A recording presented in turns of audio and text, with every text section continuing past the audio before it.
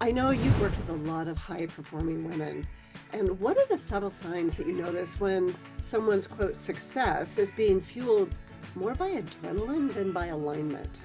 Something you might hear is Mm. that any compliments are deflected, or it's challenging for them to be in stillness and actually like with others. So let's talk about boundaries, especially with tech. It's one of the first places that I can see anxiety really sneak in totally unnoticed. And also talking and illustrating to them that this is not weakness. Actually, it's a strength, and it's tuning into the wisdom of your body. It's wise to be slowing down. You know, we are all worthy of stillness, that pause moment of breath and peace.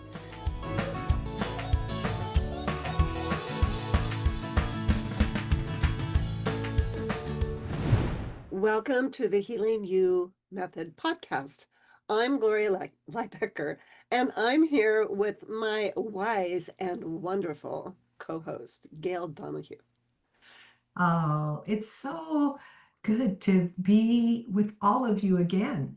And tonight's episode might hit close to home for many of us. I know it does for me. And this episode is called Unhooking from High Functioning Anxiety. Yeah, this is for the overachievers, the perfectionists, the ones who seem like they've got it all together. But underneath, there's this hum of urgency or pressure that just won't let up. And that makes me just want to pause for a second here, hearing that, Gloria, and just take a breath. And just as I take a breath, just rearranging, feeling my feet on the ground, and yeah, taking my shoulders and noticing they were up a little bit higher than I would like, so put them down, and yeah, in my head, okay, just inviting you to also join me and thinking in this space, there's no performance necessary. We get to simply be, you and I together. Hmm, nice. It's one of my favorite days. So, Gail, I know you've worked with a lot of high performing women. And what are the subtle signs that you notice when someone's quote success is being fueled more by adrenaline than by alignment? Yeah, thanks for asking that, Gloria. Well, I would like to focus on the little micro signals that you can Mm, notice. Not necessarily yourself, but you can see in others where the jaw is clenched, the breathing is very shallow, just up here at the very, very high portion of your chest.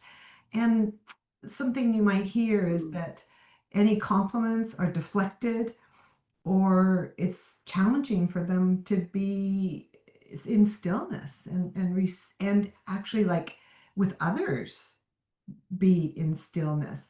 It's like their nervous system doesn't believe it's safe to slow down and doesn't allow them to slow down. mm. So, what is it that you notice, Gloria? Oh, I recognize it in time with people and people's to-do list, even my own. There's like this constant pressure to do more, get more in there. Almost done, And then there's no space to actually feel or to integrate.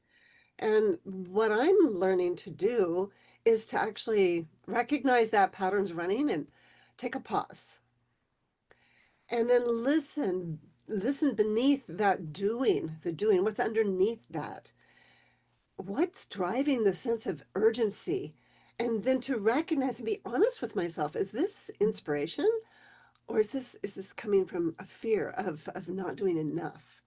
And to be that honesty is, oh, it's a game changer. Yeah, yeah, it's true because it's so subtle the way our ego takes us away from being clear with our and honest with Hmm. seeing the difference there, the fear That's right. driving it or the inspiration. So, how can we shift from that sympathetic fight, flight, fear response and dominance of the go, go, go, go, go mode into a steadier, more regulated presence way of being. Yeah, one that's really powerful me, powerful for me is a realignment routine. And I call it presence before performance.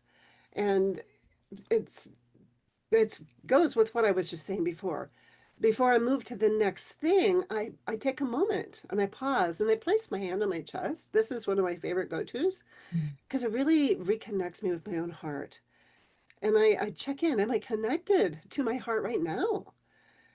And only from that place do I choose what to do next. That's where choices for me need to come from. If I'm on autopilot, then you are guaranteed I'm in my patterns. Yeah. Yeah, that's so grounding to experience that. And for me, what I do is often invite clients to shift from a checklist energy to a choice energy. Mm, So instead of racing through the day, they pause and stop and then really look at choosing what matters and connecting to that inspiration, connecting to that heart rather than the energy of just doing and performing. And then when that happens, that choice becomes a powerful act of self-respect. yes, it does. It truly does. It really grows that self-awareness. So let's talk about boundaries, especially with tech. It's one of the first places that I can see anxiety really sneak in totally unnoticed. Yeah, so true. Absolutely. Like, and those pings of on your phone, that 24-hour availability, it keeps our nervous system on alert. And so I found now what I do is I just in the evening when I'm with other people, I just put my phone in another room so that Mm, I'm not hearing it or drawn to it so that I can be really present with others. And then another big game changer for me has been making sure that I am off any technology for an hour before I go to bed. No mm, screen time at all. that's TV, really beautiful. Yeah. computers, phones. Yeah. Yeah. I really like that. Yeah. I have some transition rituals too between work and rest.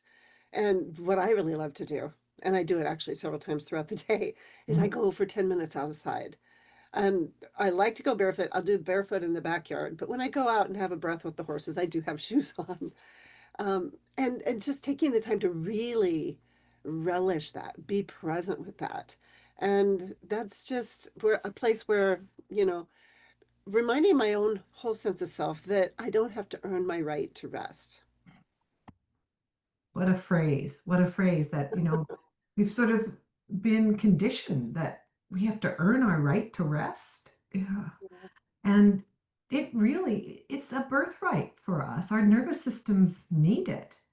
And then when we do rest, then we can create that parasympathetic response and that space, Yeah. then where our true creativity and clarity emerge. Yeah. So coming back around here to that adrenaline, what would you say to someone who's actually just realizing that they've been running on adrenaline for absolute years and now they're scared to stop? Yeah, well, um, first of all, it's not making it wrong because it's normal that their body has learned to do that. There's been a Mhm. good reason for that.